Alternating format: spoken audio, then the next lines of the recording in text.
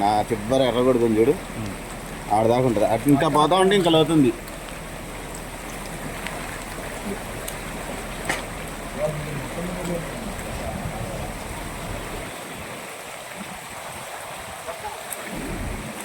అట్లా water rate అని పోతున్నాయి. అదిగో ఈ ఇల్లు చూడండి, మా ఇల్లు చూడండి, ఇగో ఇది పక్కన ఈ ఇల్లు మొత్తం మునిగిపోయి మీరు ఖాళీ చేశారు. ఇదంతా